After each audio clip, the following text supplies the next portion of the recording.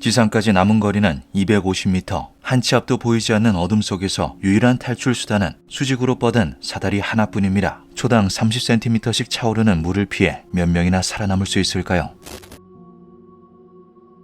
지금으로부터 약 27억 년 전 남세균이 지구 역사상 최초로 광합성을 시작합니다. 바닷속에서 크게 번성한 남세균들은 물과 이산화탄소를 소비해 대량의 산소를 생성했는데요. 이 과정에서 바닷물에 녹아있던 철원소가 산소와 결합해 산화철을 생성, 바다 밑바닥으로 가라앉게 되었죠. 산소가 부족해지면 바닥에 점토와 모래가 쌓이고 다시 산소가 충분해지면 산화철이 쌓이는 이 일련의 과정은 무려 7억 년 넘게 계속되었으며 이는 인류에게 호상철과상이라는 축복을 선사했습니다. 현재까지 인류가 사용하는 철의 90%가 호상철과상에서 공급되고 있을 정도로 아름다운 무늬를 가진 이 지층은 막대한 수요를 지니고 있는데요. 미국 미시간주에서 1840년대경 발견된 대량의 호상철과상 광맥은 채산성은 물론 그 입지까지 완벽함에 가까워 수많은 사람들의 감탄을 불러왔죠. 당시에는 고속도로나 철도 인프라가 완벽히 자리 잡지 않아 채굴한 광물을 운반하는 데 많은 어려움이 있었습니다. 하지만 미시간주에서 발견된 광맥은 5개의 거대한 호수 오데오에 가까이 위치하고 있어 물길을 따라 손쉽게 대량의 광물을 운송할 수 있었는데요. 심지어 이 근처에는 토론토, 디트로이트, 시카고 등의 주요 도시들이 산지에 있기까지 했죠. 수많은 광산회사 광부들이 미시간으로 몰려들었고 이윽고 이 광맥은 미국 내에서 생산되는 철광석의 약 50%를 담당할 정도로 성황을 이루게 됩니다. 슈퍼리어 호수 남쪽에 위치한 작은 마을 이시페밍 서쪽에서도 대량의 광맥이 발견되었는데요. 바로 옆에 카프강을 통해 곧바로 광물을 수송할 수 있는 최적의 조건도 갖추고 있었죠. 당시 광부들은 열악한 환경 속에서 매우 긴 시간을 일해야 했으며 기타 처우 조건 역시도 끔찍하게 그지없었지만 미국의 철강회사 클리블랜드 클리프스가 1923년 이시페밍 서쪽에 설립한 반스에커 광산은 달랐습니다. 이들은 문명의 광부들을 위해 무료 영어 수업을 제공하는가 하면 광부들의 노동 환경을 개선하기 위해 여러 노력을 기울였는데요. 다른 광산에서 값싼 촛불을 사용해 주위를 밝히고 있을 때 반스에커 광산은 훨씬 밝으면서도 소량의 산소를 소비하는 카바이드 등을 광부들에게 보급해 주었죠. 게다가 다른 광산에서는 상상도 하지 못할 엘리베이터까지 설치되어 있었습니다. 또한 반스에커 광산의 가장 인상적인 점은 광부들의 안전을 최우선으로 생각했다는 것이었는데요.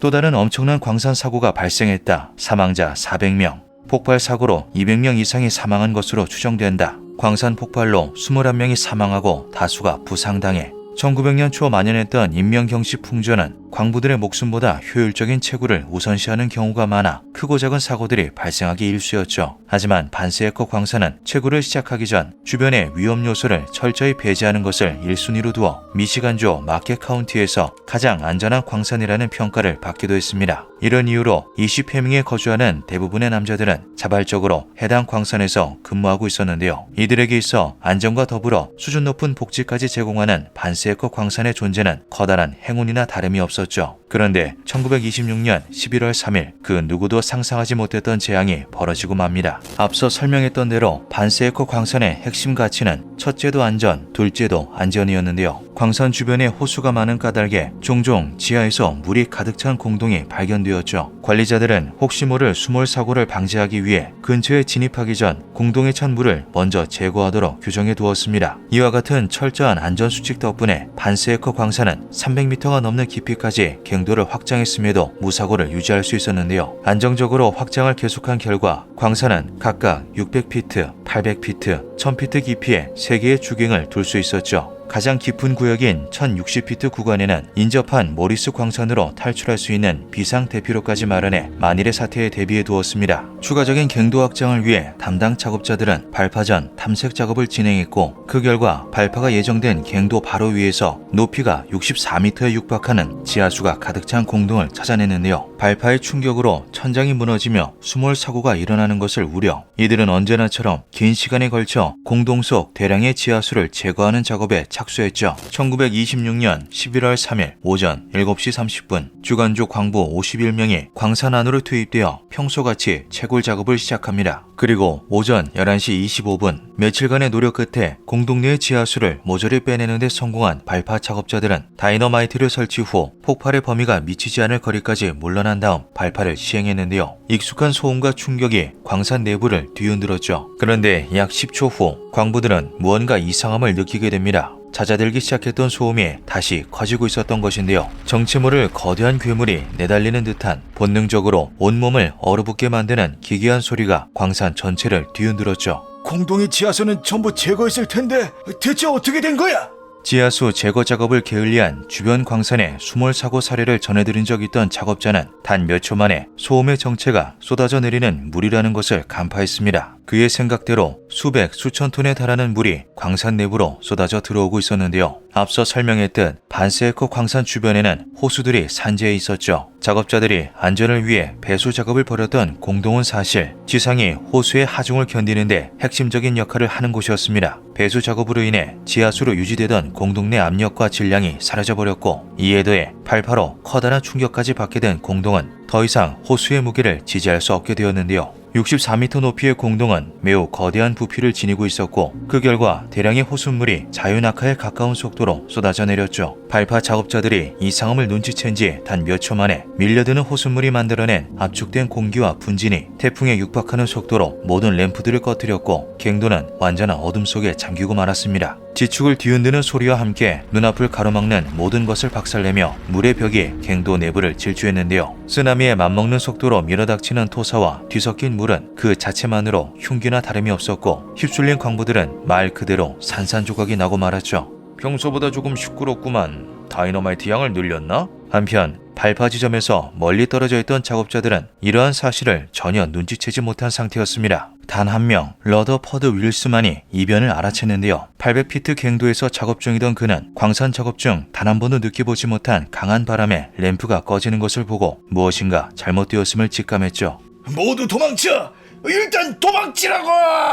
윌스의 절박한 외침에 동료들은 그저 어안이 벙벙할 뿐이었습니다. 하지만 그것도 잠시 광산의 전력이 모조리 나가버림과 동시에 벽 여기저기서 물이 치솟기 시작했는데요. 중앙 갱도에 가까이 위치하고 있었던 윌스와 그의 동료 광부들은 칠흑 같은 어둠 속에서 전력으로 질주했죠. 중앙에는 만일의 사태를 대비한 사다리가 있었고 이것은 전기가 모조리 나가버린 현 상황에서의 유일한 대피 수단이었습니다. 광산의 구조상 중앙 갱도가 가장 늦게 물에 잠김에도 불구하고 사방에서 밀려드는 호수물로 인해 수위는 초당 30cm씩 상승하고 있었는데요. 시속 1km, 지상이라면 코웃음 치며 피할 수 있는 속도였겠지만 대피용 수직 사다리에서는 이야기가 달랐죠. 한 치 앞도 보이지 않는 시야 속 물에 젖은 무거운 작업복을 입고 측면에서 쏟아지는 거센 물줄기와 토사를 뚫어내며 중력을 거슬러 사다리를 오른다는 것은 너무나도 가혹한 일이었습니다. 심지어 지상까지는 무려 240m나 남아있었는데요. 절망적인 상황이었음에도 광부들은 생존을 위해 필사적으로 사다리를 기어올랐죠. 11월의 차가운 호수물은 재앙에 따라잡힌 광부들의 발과 다리를 극심한 둔화에 빠뜨렸고 희생자들은 단발마의 비명과 함께 깊은 지하로 빨려 들어갔습니다. 가장 체력이 좋았던 윌스는 뒤에서 따라오는 동료들과 제법 먼 거리가 벌어져 있었고 그는 제일 먼저 거센 물줄기의 정체인 폭포가 있는 600피트 높이에 도달했는데요. 그때 사다리가 크게 흔들렸죠. 안타깝게도 커다란 암석이 윌스와 동료들 사이의 사다리를 강타했고 그 충격으로 사다리가 끊어지며 윌스를 제외한 모든 생존자들이 차가운 물속으로 추락하고 말았습니다. 윌스는 놀랍도록 강인했는데요. 그는 진흙에 범벅이 되어 접지력을 잃은 장갑을 이룸으로 벗어버리곤 맨손으로 남은 180m를 기어오르기 시작했죠. 호수물에 허리까지 따라잡히며 저체온증이 시작된 하반신에서 감각이 느껴지지 않았지만 윌스는 죽을 힘을 다해 지상으로 향했습니다.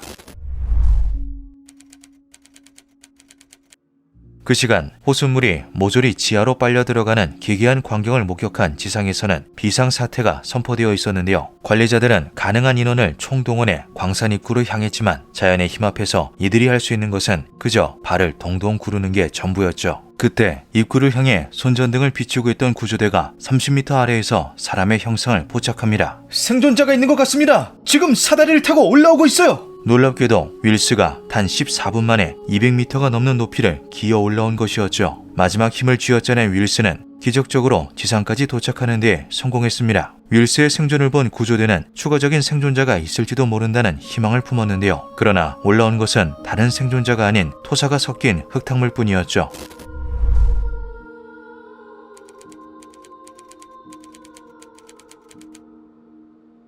반스에커 광산이 단 15분 만에 수몰되었다는 소식은 인근 주민들에게 빠르게 전해졌습니다. 이 사고로 인해 42명의 아내가 남편을, 132명의 아이들이 아버지를 잃은 이 쉬페밍에서는 찢어질 듯한 통곡이 끊이지 않았는데요. 더욱 비극적이었던 것은 희생자들의 시신을 회수하는 작업조차 여의치 않았다는 것이었죠. 그날 오후 4시 모리스 광산의 비상 대피로를 통해 부수적인 피해 상황을 파악하던 광산 관리자와 광부들이 토사가 대피로를 메우기 전 떠밀려온 몇몇 희생자들을 발견합니다. 오후 8시경 이들의 시신이 지상으로 인양되었고 다음 날인 11월 4일에는 실종자들의 친인척과 동료들이 민간 구조대를 꾸려 침수된 광산의 배수 작업을 시도했는데요. 약 2주간의 노력으로 수위가 540피트 지점까지 내려가며 윌스의 뒤에서 사다리를 타고 올라왔던 3명의 유해를 추가로 수습하는 데 성공했죠. 그러나 또다시 집안이 침하되며 기껏 낮춰놓았던 수위가 원상복구되었고 광산 관리자는 추가적인 수습 작업은 희생자를 늘릴 뿐이라는 결론을 내리게 됩니다. 11월 20일 반스에커 광산은 수많은 실종자들을 뒤로한 채 영구히 폐쇄되었는데요. 조사 결과 이는 인간의 힘으로 예측할 수 없는 비극적인 사고로 간주된다. 1927년 2월 2일 마켓 카운티 조사관은 반스에커 광산의 소유주인 클리브랜드 클리프스의 사고에 관련된 책임이 없음을 발표했죠. 관리자들은 그간 안전을 위해 철저한 노력을 기울였으며 이번 사고는 우연과 무지가 겹친 불의의 사고, 자연재해에 불과하다는 것이 그 이유였습니다. 조사 결과에도 불구하고 반스에커 광산은 유족들에게 매달 $50, 현재 가치로 약 $866에 달하는 연금을 지급하기로 결정했는데요. 이는 당시 미시간주 산재보험법이 규정한 배상금의 2배에 달하는 금액이었죠. 사고의 유일한 생존자인 윌스는 끔찍한 PTSD에 시달렸습니다. 미시간주 플린트로 거처로 옮긴 그는 뷔에게 공장 보안요원으로 직업을 바꾸었는데요. PTSD를 극복하려는 의도로 1943년 20회명의 귀향에 광산 지상 근무직을 맡기도 했지만 그날의 기억은 쉬이 잊어버릴 수 있는 게 아니었죠. 몇 주 만에 다시 플린트로 돌아간 그는 평생을 보안요원으로 보냈습니다. 1972년 추모비 공개 행사에 참여하기 위해 마지막으로 반스에커 광산을 방문한 윌스는 그 다음에 신장암으로 세상을 떠나고 말았는데요. 너무나도 끔찍했던 이 사고는 아직까지도 미시간주 최악의 재해 중 하나로 기억되고 있으며 2016년에는 공식적으로 11월 3일이 반스에커 추모일로 지정되었죠. 한 집안의 가장이었던 그들은 아직까지도 깊은 땅 속에 묻혀 있습니다. 기묘한 밤이었습니다.